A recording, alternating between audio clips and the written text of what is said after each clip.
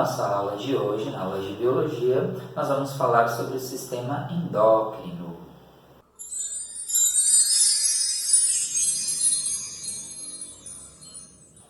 Bom, o sistema endócrino, ele é conhecido como sistema de comunicação. É um sistema, então, que ele é composto por um conjunto de glândulas. Esse conjunto de glândulas, elas são chamadas de glândulas endócrinas, que secretam hormônios, né? Aí você deve pensar, nossa, mas o que tem a ver comunicação, hormônio, não sei o quê. Então, assim, esse sistema ele é feito por glândulas. As glândulas elas vão secretar substâncias, né, que são os hormônios, e os hormônios eles são tidos como os mensageiros em si do nosso organismo. Então, tudo na verdade que funciona no nosso corpo é necessário que exista liberação hormonal. Então, os hormônios eles são liberados por essas glândulas específicas. Eles são na verdade considerados como se fossem mensageiros químicos. Esses mensageiros químicos eles caem na nossa corrente sanguínea. E quando eles caem na nossa corrente sanguínea, eles precisam atingir um órgão específico. A gente chama esse órgão de órgão-alvo. E aí, quando esse hormônio cai na corrente sanguínea, ele chega nesse órgão-alvo e esse órgão-alvo responde ao estímulo produzido, né, pelo hormônio quando ele entra em contato. Vou dar um exemplo, a adrenalina. Todo mundo já ouviu falar da adrenalina.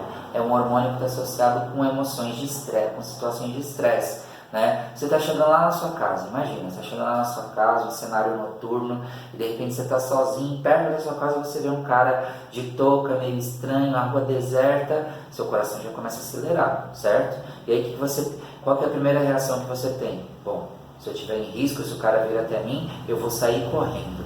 Mas o seu coração acelera primeiro. Por que ele acelera primeiro? O seu corpo te avisa, ó, você está numa situação de risco.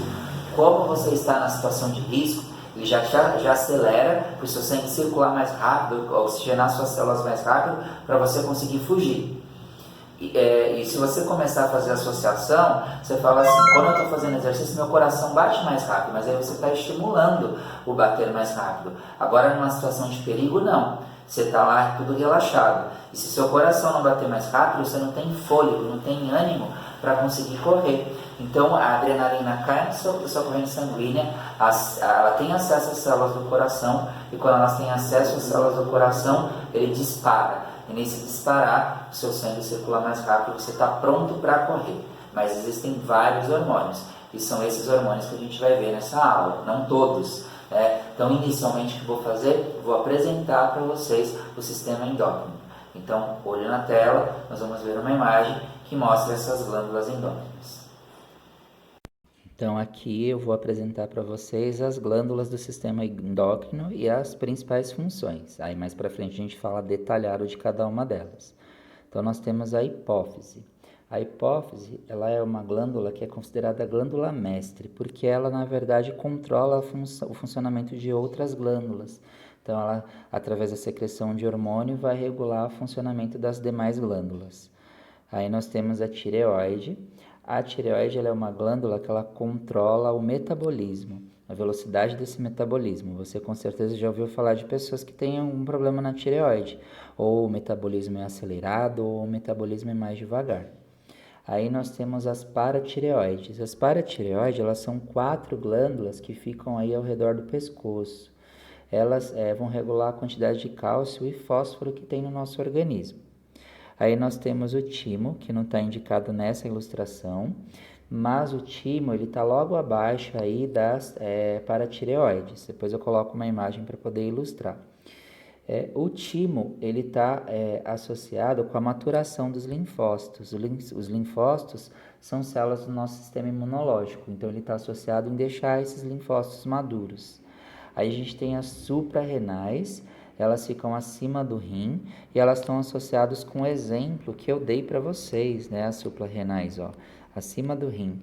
Elas produzem adrenalina, que é o hormônio que está ligado com a atenção, né? As situações de emergência ele é produzido. Nós temos o pâncreas. O pâncreas ele vai estar associado com a produção, na verdade, com a regulação da glicose no nosso organismo. Você já ouviu falar das pessoas também que têm diabetes, as diabetes estão associadas com esse hormônio. E por fim nós temos as glândulas sexuais, que nas mulheres é o ovário e nos homens os testículos. Elas estão associadas então com a produção aí de hormônios sexuais que vão determinar as características que definem o que é homem, o que é mulher, e na adolescência eles vão produzir vários hormônios que vão determinar inclusive as características sexuais secundárias, mas a gente vai falar daqui a pouquinho detalhado. Então nós temos aqui a hipófise, ela está localizada então abaixo do cérebro, como vocês podem ver, aqui você tem uma imagem ampliada, ela está apoiada por um suporte ósseo em si, e essa glândula secreta vários hormônios, ela é considerada então uma glândula mestra, que eu falei para vocês, então ela vai controlar outras glândulas, mas ela vai ser responsável então por secretar alguns outros hormônios também. O primeiro hormônio que ela secreta é o hormônio do crescimento, o GH. O hormônio do crescimento, se ele é produzido de forma desordenada, ele é liberado de forma excessiva, né? E a criança vai desenvolver o gigantismo. Então, esse rapaz, esse homem, ele tem o gigantismo. No adulto em si, ele vai causar o exagero da testa, do nariz, da mandíbula e extremidades ósseas em geral. Aí a gente chama de acromegalia, tá? E as mãos também na extremidade, né? Então a mão desse rapaz também que tem a acromegalia, tá? Então o hormônio do crescimento, se ele é produzido em excesso na criança, a criança cresce bastante, né? Principalmente ele atua sobre a parte esquelética, e no adulto, o adulto não vai continuar crescendo, mas vai causar acromegalia, que é o exagero da testa, como você vê nessa imagem aqui, ó, o exagero do nariz, da mandíbula também, e as extremidades ósseas, como você vê o exemplo da mão. E a hipossecreção, né, que a hipossecreção é a falta desse hormônio em si, vai gerar o nanismo hipofisário, né? São os anões. No adulto não causa nada, mas nas crianças ela não vai se desenvolver direito. Para acontecer o crescimento precisa estar existindo a regulação hormonal adequada, né? Não pode ser demais e não pode faltar para que a criança se desenvolva. Aí nós temos também o hormônio lactogênio. O hormônio lactogênio, ele estimula a secreção de leite pelas glândulas mamárias. Ele é produzido nos mamíferos, né? E é secretado no momento que a mãe está lactante, né? Tem uma criança para amamentar. Aí você observa aqui na imagem, ó, as glândulas mamárias, elas liberam a secreção que é o leite e elas saem pelos ductos, né? E a criança, ela tem o alimento que ela precisa em si. Aí nós temos o hormônio folículo estimulante. Ele vai estimular o desenvolvimento e amadurecimento dos ovários. Então, você repara que tem um ovário, esse ovário ele passa por um processo, né, ó, de amadurecimento, e nesse processo de amadurecimento, ele está pronto para ser fecundado em si, tá? E no homem, ele estimula a produção do espermatozoide. Aí nós temos o hormônio luteinizante, que é o LH. O hormônio luteinizante, diferente do folículo estimulante, o folículo estimulante ele amadurece o óvulo. O luteinizante, que é o LH, ele estimula a liberação dos óvulos em si. Então a mulher não tem um período fértil, então ele vai estimular mensalmente lá a fertilidade da mulher e o óvulo vai sair do ovário, ó. Então você tem o ovário aqui, ó, ele vai para as trompas, né, ó, seguindo esse caminho aqui, ó. Ele está na parte rosinha e ele é liberado e vai para as trompas, né, para que aconteça a fecundação. E no homem, esse hormônio ele vai atuar nos testículos, ó, então você tem uma imagem mostrando isso, e aí ele vai fazer com que o testículo produza o testosterona. O testosterona é um hormônio responsável pelas características masculinas, né? A força, aparecimento de pelos, engrossamento da voz, aquelas características que são masculinas secundárias que começam a aparecer na adolescência. Aí a gente tem o hormônio antidiurético, o ADH. Ele vai fazer com que aconteça o aumento da reabsorção de água lá nos néfrons. Os néfrons são as estruturas dos rins, né? E aí você está vendo aqui, ó, o sangue, que é um vaso sanguíneo, e aí ele está permitindo com que aconteça reabsorção de água nessa região aqui dos néfrons, certo? Aí nós temos a ocitocina, né? Ela vai estimular a contração da musculatura do útero. principalmente no momento que a mulher ela está gestante, né? Quando a criança vai nascer, na hora do parto, o útero é uma estrutura muscular. Aí a parede do útero começa a fazer força para empurrar a criança para baixo. Mas só é possível se tem a liberação desse hormônio, ocitocina, OCT, tá? Também acontece, ele estimula as glândulas mamárias, né, a secretarem o leite em si.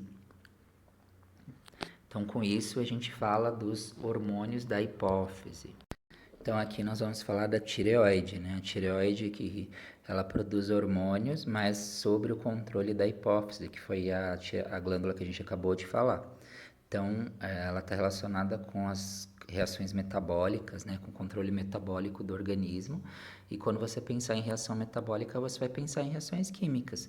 A digestão é reação química, produção de hormônio, tudo é reação química. Então, a tireoide ela é responsável pelas reações metabólicas.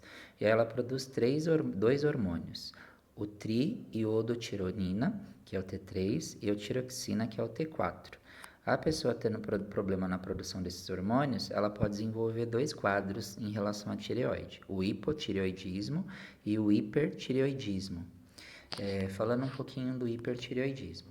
O hipertireoidismo, a pessoa ela tem uma produção elevada do T3 e do T4, ou seja, o metabolismo dela aumentou, está acelerado.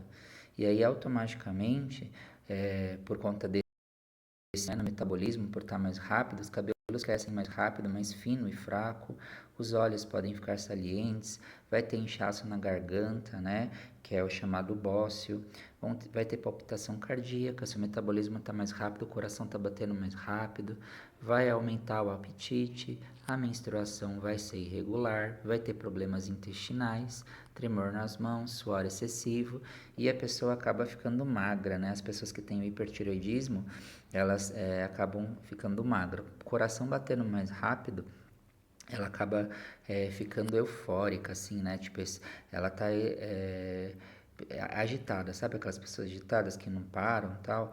Então, isso é uma característica do hipertireoidismo. Por conta da elevação hormonal, o metabolismo ficar mais rápido e aí automaticamente esses processos são mais rápidos também.